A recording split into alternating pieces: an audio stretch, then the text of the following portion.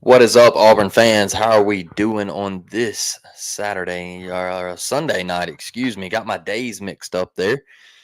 Yeah, fall camp is here, and we are ready to go for some Auburn football, y'all.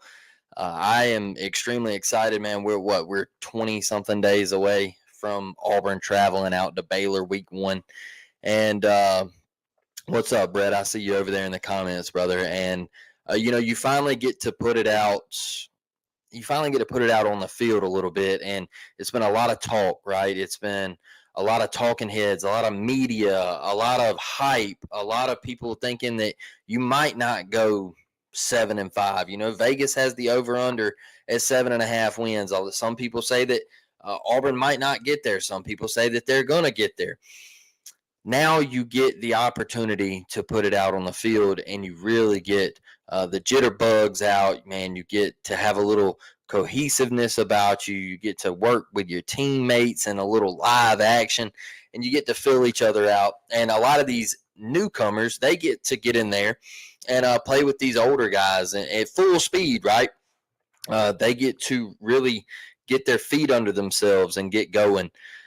And so there was a couple of things that stood out to me that Rayshon Pleasant is hurt. He got put on the injured list, and him missing most of fall camp, to me, that's kind of a bummer because I think we expect a lot out of him this season. And not saying that he isn't going to produce. It's just when you miss a big chunk of this time and you got a week 1 matchup against Baylor, a top 25 team, that's where I want him out there, right?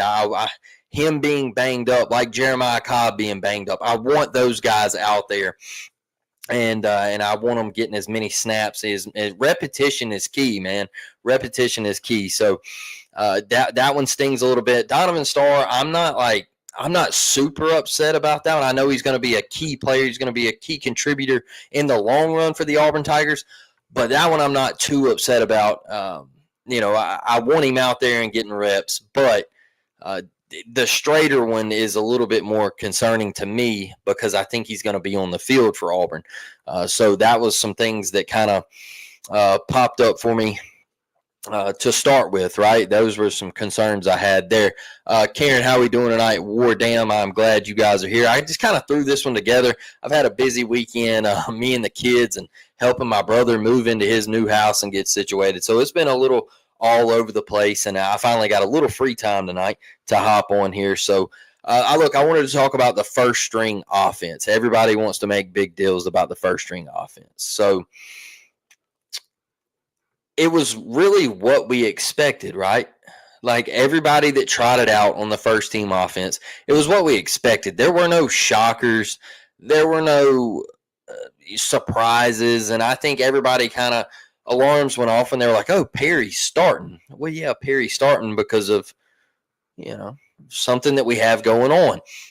And it's not saying that Perry's not good. I'm not saying that. I'm just saying that Malcolm Simmons is going to start if he is cleared to play at Baylor. All right. Now, I don't know. He might get suspended. He might get suspended for a half or a quarter or something like that. But he is going to be the starting guy. Malcolm Simmons is going to be on the field if he's cleared and ready to go. Now, Perry, I think Perry has an opportunity with this. Look, injuries create opportunities. We'll talk a little bit about this in just a minute.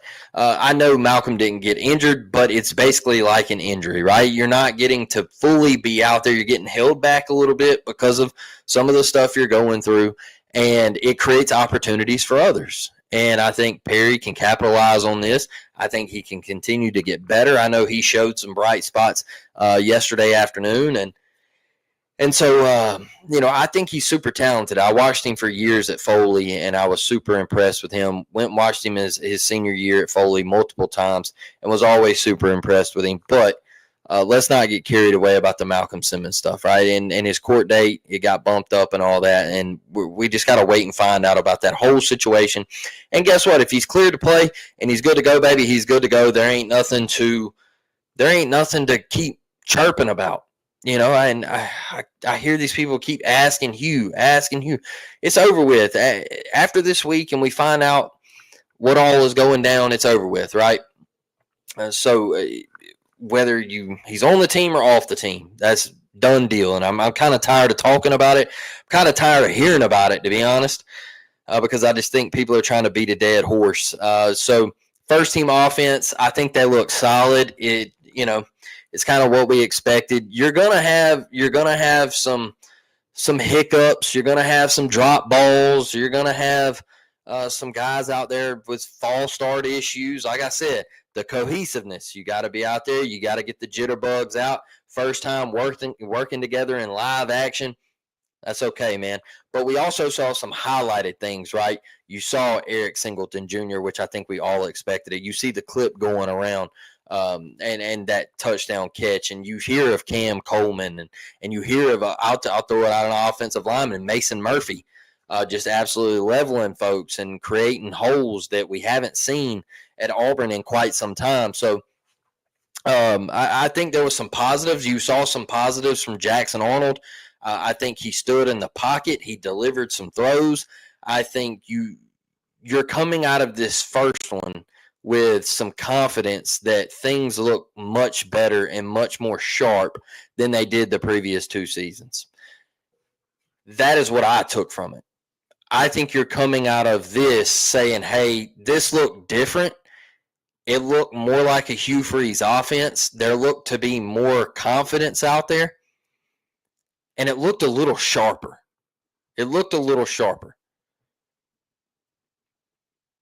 And for some of these guys out there for their first go, Sam Turner, he's second string offense. You got a couple drop balls from him. He got smacked on one of them. Look, that's going to happen. Like I said, first time out there, man, getting your feet wet. But the thing I key in on when I get these updates and things is how sharp does it look? Like, how are we moving as a bunch? Are we moving the football? Do we look crisp? Are there a lot of false starts? Are there not together? Are we checking at the line and everybody's all over the place and scrambled? I got the feeling from watching or from hearing from others that while they were watching, that is not what they got. They got a different feeling from the previous 2 years. They also got a different feeling of Jackson Arnold, Ashton Daniels, and Deuce Knight. All right. So it wasn't like it was just all about Jackson Arnold. These other two guys, they got run, they got their opportunities. And it just wasn't a quarterback battle and everybody hooting and hollering over, who's going to be the QB1, who's going to be the guy. You go into this knowing that Jackson Arnold's the guy, and then you want to see the progression of Deuce Knight. You want to see the progression that can Ashton Daniels push Deuce Knight for that QB2? Can Ashton Daniels, who's gonna elevate their game to be the guy behind Jackson Arnold? Maybe Jackson Arnold has a hamstring problem this year. He sat out the spring because of a hammy. Maybe he has a hamstring problem, and a guy's got to go in for a half or something, and lead Auburn to a victory. Who's going to elevate their game to that? I heard Deuce Knight look great. I heard Deuce Knight had some zip on the throw, and I heard he looked really sharp. He looked confident. I think he. I don't think this. I know this because I got the pleasure of watching him play and come through George County. So I know for a fact he can play. And I know there was people out there questioning it, saying, well, he's going to Notre Dame and all this stuff. Look, when I watched him in that All-Star game, I said, this dude's a guy. Now, I said the other night, do I want him to play year one? To be honest with you, no, I don't. I don't want him to play year one. Because then that means we got a problem. That means Hugh missed again with Jackson Arnold, and we got an issue. Now, could he go in there like Lagway? He could. Are we expecting that? It's rare. It's rare in this conference. It's the best conference in college football, man. It's really hard to ask a true freshman to do it. But can Deuce Knight make all the throws? Can he make the reads? Can he take one to the house from 50 yards out on a read option? Yes, he can. He can do it all. He can make every throw on the field. He's that good. And I think some of these guys who were in attendance Saturday, I think they saw that. Now, Ashton Daniels. Look, he threw a pick. I think Jay Crawford got him, if I'm not mistaken.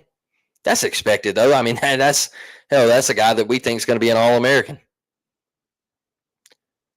Ashton Daniels is still a good quarterback. He's solid. He's serviceable. I think he could come in and if you had a problem at the quarterback position, I think he could give you max effort and maybe squeak a game or two out for you. Now, I think his legs are going to be utilized more than his arm, though. And so I think when Hugh talks about Ashton Daniels, he always talks about him running the football. Now, I think he made a big point about Deuce saying, I don't want to run Deuce out there just to run him. So you got Ashton Daniels. So if you do want to run Ashton Daniels out there, I don't want to see any of the gadget stuff. I don't want to see the trick plays and the gadget plays and all that stuff. That's not what I like to see. I want Auburn to play hard-nosed football, smash-mouth, line of scrimmage football, and get after it and move people off the damn ball. That's what I want to see. All the double reverse pass and all that. I'm not big with watching any more of that from Hugh Freeze and staff. So let's get in here about the running back room, man. Look, I know we're starting heavy on offense. I think we got to. That's what everybody wants to hear about with Auburn.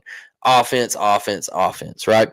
My big takeaway from Saturday was Mabson. It's got to be Omar Mabson. I think with everything you heard about him, Damari getting kind of nicked up, some people say, and he kind of took it slow, and Alvin Henderson got some touches, and Darrell Robinson got some touches, but you just kept seeing Omar Mabson's name pop up. Hard run. There goes Omar Mabson for 10 to 15. It was Omar Mabson. Y'all, Omar Mabson, he reclassified. And he's still supposed to be at Auburn High School as a senior this year playing high school football. So he's a step above already. And he has gotten into his role at Auburn, and he's making things happen right out the gate. Now, I said a while ago, injuries create opportunity. Jeremiah Cobb nicked up. Damari Alston gets a slight little nick up. What happens? You got Darrell Robinson, you got Alvin Henderson, and you got Omar Mabson. And what did Omar Mabson say? He said, hey, this is my opportunity. 17 years old, Miss Karen. 17. And I think if I'm not mistaken, he just turned 17 too. It ain't like he's been 17 for 10 months or anything like that. I think he just turned 17. So it's wild that he's already stepping up and he's making this. It could be, or maybe he just turned 18. I don't know. But I know it's one of the two. So I know he's a young cat and he's really talented, but injuries create opportunity. And Omar Mabson said, hey, don't forget about me. Just because I reclassified, dog, don't forget about me in this running back room. Do not. And I think that's a really good problem for Auburn. That you can turn to a true freshman. If you get nicked up, say Damari gets nicked up at Baylor, second quarter, happened at Cal a couple years ago, and you could turn to Omar Mabson and say, hey, you and Darrell Robinson go tote this rock. We heard Alvin had a fumble in a drill Saturday. I think we got to get that taken care of. But right now, I think some people are putting Omar above Alvin. I think some people are saying, hey, Omar's got that nod a little bit. Now, there's where we come into the 1A versus 7A and all that stuff.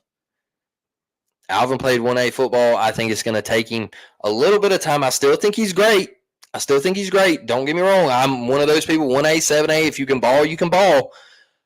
But I still think he's great. I just think Omar's got the nod right now in that room. And I think he runs hard. I think he exemplifies exactly what an Auburn running back has been and dang sure used to be.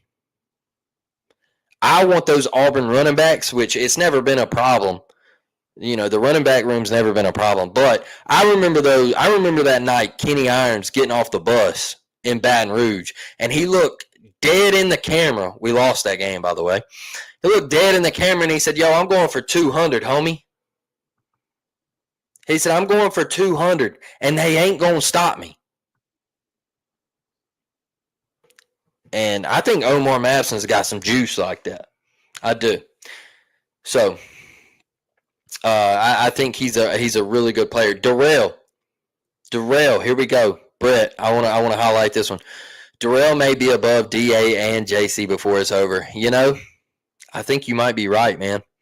I think Brett might be right, folks. And look, I think Damari gets the nod at Baylor. I think he gets the start. I posted that little YouTube short the other night. When it's all said and done, I think Damari gets the nod. But I see what Brett's saying as Darrell Robinson. They say he's electric. And, you know, I've heard C5 and other people say that when he got on campus, some people are like, oh, he's a bowling ball. He's like the thunder to the lightning. But the more and more we hear about him, it's like people are like, no, dude, he's the home run hitter. He's electrifying. He can take it 65, 70 yards, and it's just a shot out of a cannon touchdown. And you saw some of that in the scrimmage, right? You saw there goes Darrell Robinson. There's a gain of 12. There's a gain of 15. There's a gain of 18. It was like, there goes Darrell Robinson, short yard, first down. I think we're going to be just fine in the running back room. I think we're going to be just fine. I think it could all be an overreaction with everybody wondering about the running back room. I think we're going to be okay. Rudy Johnson, that's a fact, dude. That's a fact. There's so many of them, though, Brett. I think we get lost sometimes.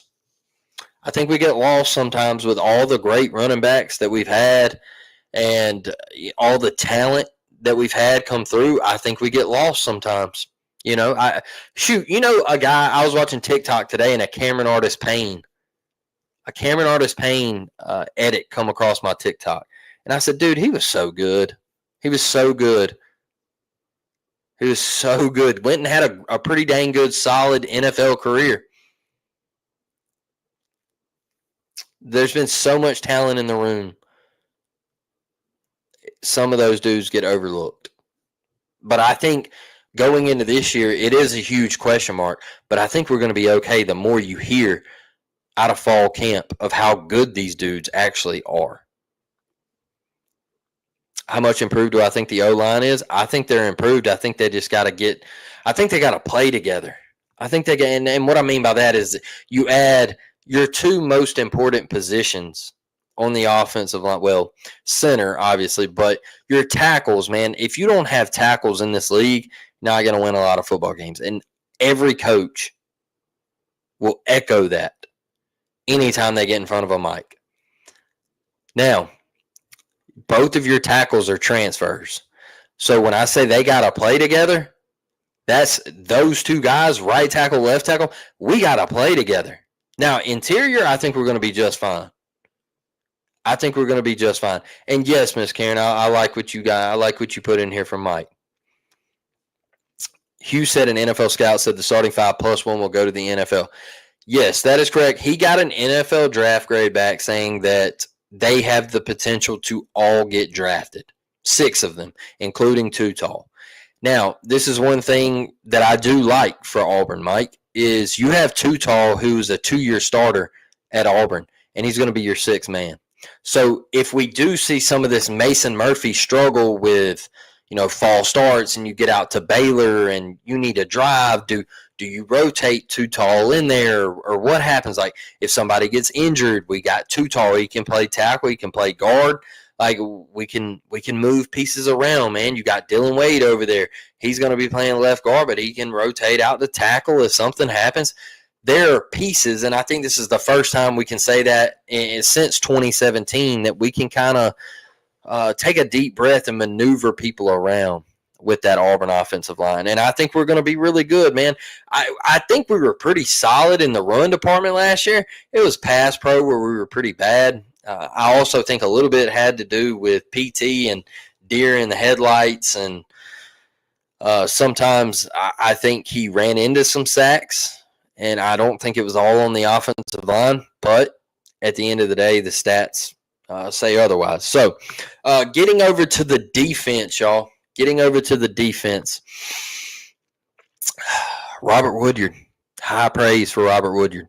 They're saying he looks like a dog. They're saying he looks like a grown man out there. I think a lot of the work on the DB side with I think it's Strader out there. I think Kay and Lee, Jay Crawford had a pick.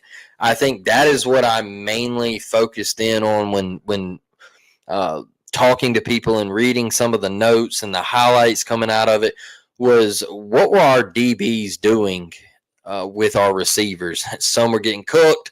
There was a couple where they said that it could have been PI, whatever.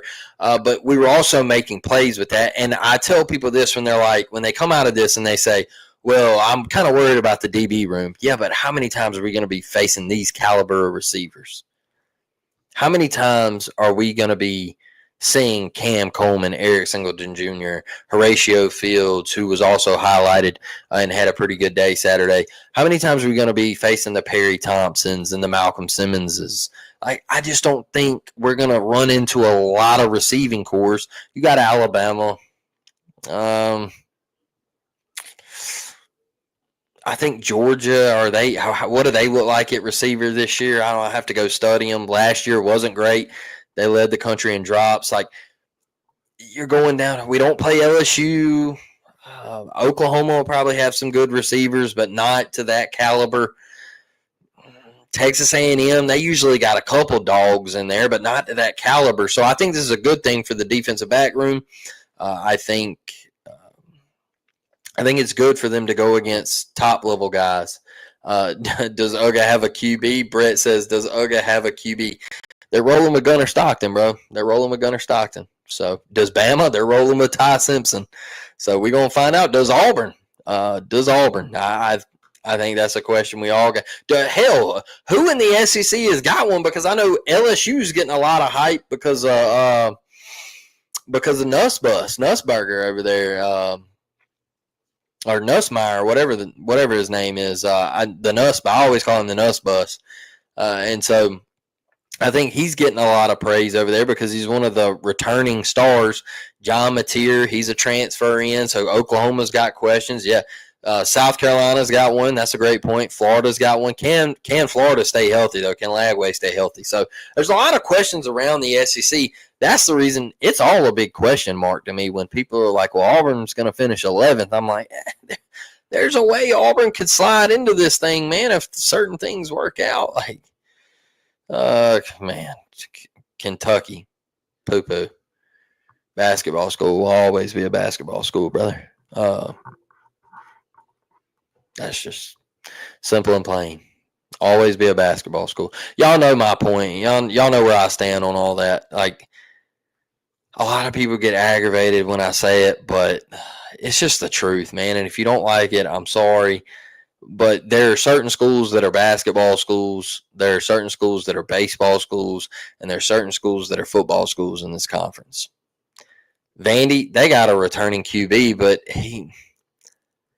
I don't want to say he's not good because I like Diego Pavia, but he's just an athlete that plays quarterback. And he can make plays. He can run.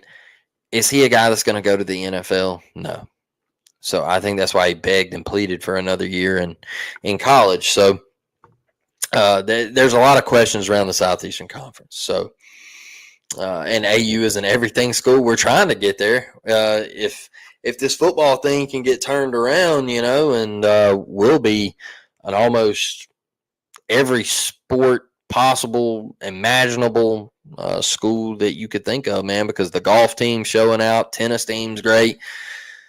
Equestrian's always there, man. We got a lot of good pieces around Auburn University. So we get this football thing kicked back rolling, we'll be right.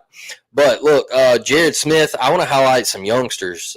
Jared Smith, they say he's tall, he's long, he's freaky, and the length is there, right? The length is there.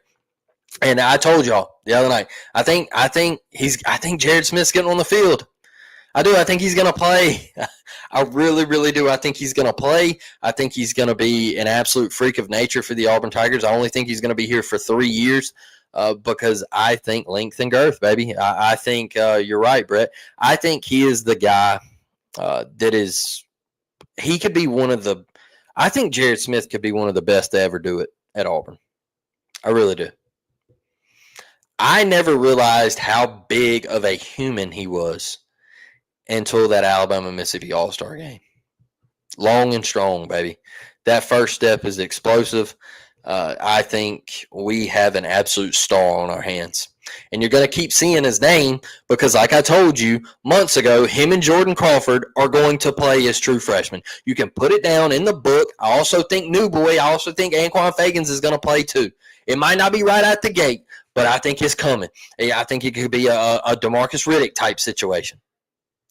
I think it's slowly coming, man. I think this freshman, these incoming guys, are going to be absolutely ridiculous for Auburn. I really believe that. I do. It's been weighing on me, man. I think this is a really, really talented bunch. I think, man, you got Winters. I think Winters with him putting on the weight. Hell, I think he's going to drop down the linebacker and play some linebacker. I do. Hello, Alabaster. Yes, sir. Yes, sir. Boy, we've been getting some Alabaster athletes, bro. And I know Bub, he ain't from Alabaster, but he did play his last year at Thompson. And we got him on the baseball squad. So, yeah, shout out Bub. Dog. Levi's favorite player on the baseball team. So, yeah. So it's a school to go get guys from, man. But I think these cats are going to be great. I do. I think they're going to come in and be an issue.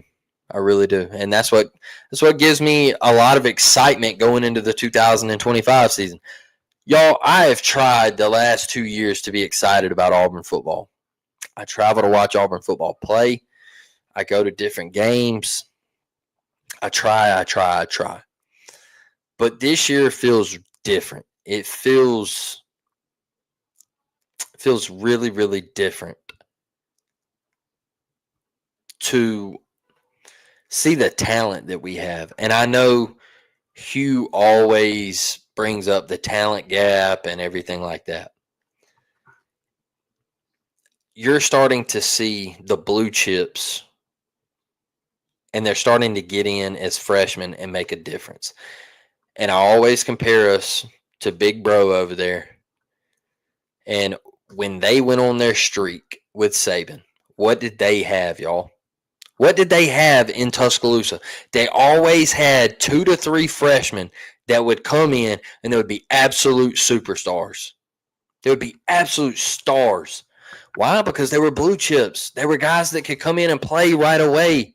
They were guys that were developed in high school, and they come get on the field, and I think that's what we have with guys like Jordan Crawford, Jared Smith, New Boy, Eric Winters. Like, I think these dudes are getting on the field, and they're getting on quick.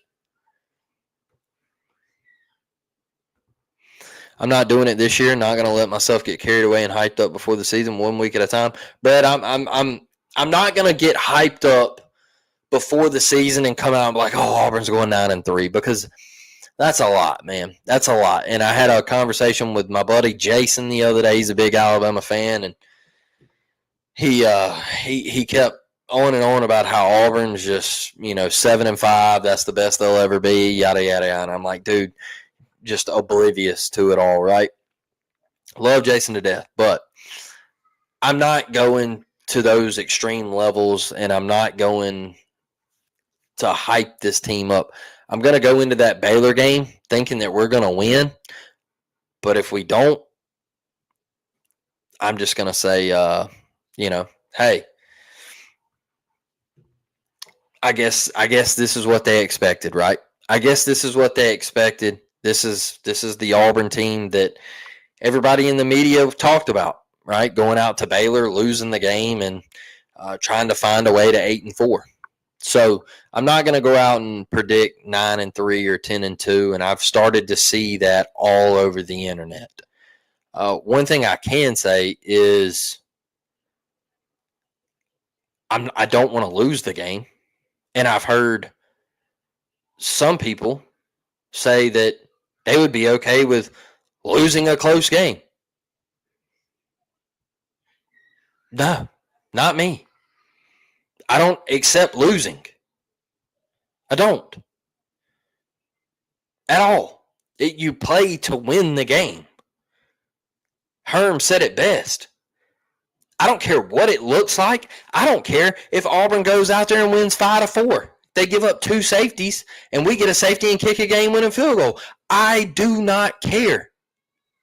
Auburn could win 5-4, and boy, I better see a group of folks run into tumors. I better see a group of folks run into tumors after that Baylor dub. After a 5-4 dub. I do not care. I do not care how Auburn wins the game. Just win, baby. That's it. I know we got a little sidetrack there, but I have seen some people out there on social media saying that they would accept a close loss and they would be okay with Auburn dropping the Baylor. Like, I'm not okay with dropping any game. I think that's why a lot of Auburn fans get picked on all the time. Exactly, Brett. I remember a time where we celebrated a 3-2 win. I think that's why a lot of Auburn fans get laughed at on that Twitter app. It's because they get on there and they say things like, yeah, I would accept a lot. And Alabama fans are going, ha, typical Auburn, accepting losses. What losers, man. What losers. And everybody, you get mad at me for saying this about Auburn and everything. They're like, oh, that Blake guy, man. Look, I'm just telling you the truth. The different mindsets. You don't be okay with accepting a loss, dog. No shot. I've never heard that from anybody that ever played sports in their life, that they were okay with accepting a loss. Just blasphemy to me. I don't know. But super excited about the defense, man.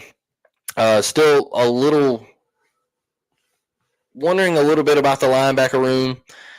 Like I said, I think Winters is going to slide down. I still want to hear a lot out of Wheatland.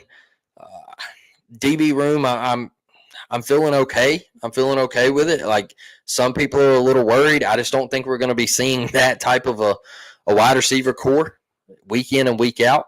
I don't. I think we're good to go. I think we got guys that can cover. I think we got guys that are big, they're long, they can make plays, they high point the ball at its highest point. And I think we got dudes all across this defense. Now, I do want to hear more about the D-line. I do want to hear more about these guys coming in and getting after the passer. I think we had a couple sacks, but they don't play it like that on Saturdays and everything. You want to keep everybody upright. So I do want to hear more out of that position group. But I think this Auburn defense is going to be great. I think this Auburn offense, we got what we expected out of this. Like, you wanted it to look crisp, you wanted it to look fluent, and it did. Like, it wasn't a bunch of scrambled, crap that it looked like 2 years ago or last year even. So I think it was a positive week 1 of fall camp. And we're going to maneuver this thing on as we get closer to Baylor. My oldest daughter told me once when she was little playing softball, it's okay that we lost. My friends won and they're happy. We quit the next day. She didn't have that dog in her. Hey, the Little League World Series is on right now. And My son's 2, right? And I see these guys, they hit a batter. And they walk over to the batter and they like pat him on the butt while he's standing on first base. And the commentators are like, oh my God, look at this sportsmanship. What a moment. He just hit him in the back. And he walks over there and pats him on the butt and asks him if he was okay. And I'm like, what? What are we teaching? Like what are we doing? I would never, ever, if I ever saw my son walk over to a guy after he just hit him and patted him on the butt and said, hey, bro, my bad, I would snatch Levi off the field and be like, hey, you're never playing again. Not under my watch. That's just me, dog. I wasn't brought up that way. I didn't play sports that way. I played basketball growing up until high school, and my dad always, hey, if somebody lays a hard foul on you, you return the favor. You return the favor. If somebody picks up a flagrant on you, you go flagrant them.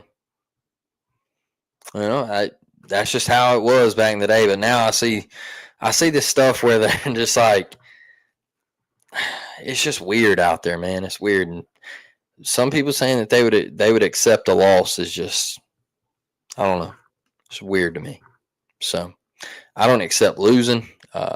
No blood, no foul. That's right, Brett. I don't accept being soft in the middle of games and going over and trying to show. Man, you show sportsmanship. You show sportsmanship after the game, not during the game. During the game, when you're in between the white lines, it's all go. You show sportsmanship after the game. That's when you shake hands. You don't shake hands during the game. I ain't about it. Everyone plays under the LeBron flopper. I actually watched a clip on this, Brett, of why he said he started flopping. I kind of get it. I know everybody hates it. But he said that there was like multiple times when he was with the Heat that he would go to the basket and he would get absolutely hacked and they would never call it. They would never call it because he was so much bigger than everybody and it never looked like he got fouled. And they would just make him play through it. And he'd be like, hey, that was an and one. And they were like, oh, you didn't get hit. And he'd be like, no, I got obliterated on my right arm. And so he said, I had to start flopping because, like, if I flopped, they would call the foul. And if I didn't flop, they wouldn't call it. And I watched that on one of his barbershop episodes where they asked him, they were like, man, why you do all that flopping? And he was like, I got to. And he was like, if I don't, they're not going to call the foul. And he was like, you don't. And then they showed clips and stuff of it. And you're like, dang, he was fouled there. They never called it. So, I mean, it has sparked like a big thing, in the sports world of you got load management. Now everything's so just out there now. I don't know, man. Sounds like Cam Newton, Carolina days, bro. Bro took a beating and they never called a lot of stuff.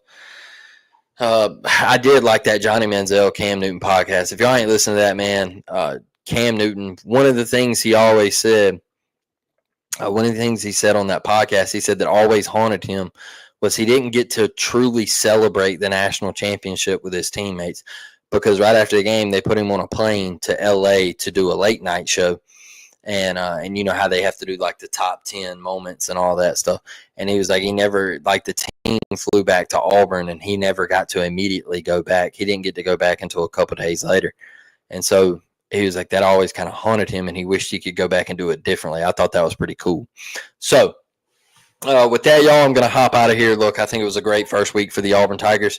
We're going to do an Athlon Sports on Baylor. I picked up the magazine yesterday while me and the kids were at Walmart. Levi actually pointed it out. He was like, hey, football. And I was like, oh, snap, Athlon Sports magazine. And so we got that. And I started reading a little bit about the Baylor Bears. I'm going to have an episode coming out for what I think Athlon Sports thinks about Baylor and how I think we match up and all that good stuff. Where do they think Baylor finishes and all that good stuff, man. So I have that out probably Tuesday morning. Let's go Tuesday morning. And I would like to officially announce that me and my guy Josh Mahler, are starting an SEC show right here on college football, the voice of college football. We are starting an SEC show, and I think it's going to be a good one, man. I think Josh is going to lead us to the promised land, and I think Josh is a hard worker. I think he gets after it. He's a great host. Me and him are going to be kicking this thing off Wednesday night. I will let each and every one of you. It's not just an Auburn show. It's an everything show. So if you like to get in on SEC football, we're going to be welcoming all fan bases, and we're going to have guests on there. We're going to be doing the whole thing, man. We're going to have other voices come on from this network, and it's going to be a really, really fun time breaking down week 1 games, week 0 games, all this stuff, man. We're going to talk a lot about all of college football, but we'll mainly stick to the SEC. So I do want to announce that. And go check out the memberships, man. And look, if you get that $9.99 membership, you got to come on the show one time.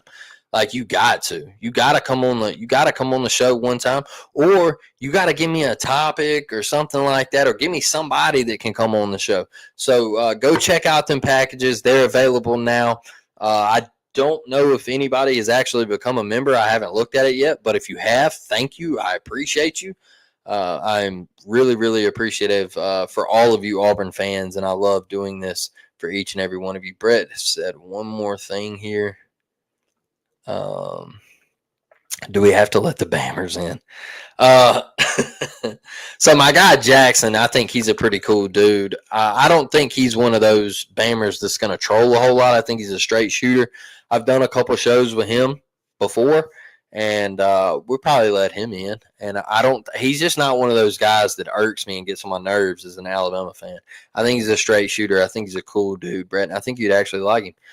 That new show sounds good. I'm extremely excited. I think Wednesday night we're going live 7:00. So if y'all want to join in, you're more than welcome to. Me and Josh, it'll be a little first taste episode, but we're gonna get after it and see how it goes. So with that being said, thank y'all, man. Click the like button, share it out on social media if you can. That helps the channel tremendously. Click the bell for notifications, like always, to stay notified on this channel. So, War Damn Eagle, I will catch y'all. Like I said, dropping an episode Tuesday. We'll be live Tuesday night. So Tuesday morning, you'll have an episode on your feed. Tuesday night, we'll be live 7 p.m. Central. See y'all then. War Damn Eagle, I'm out.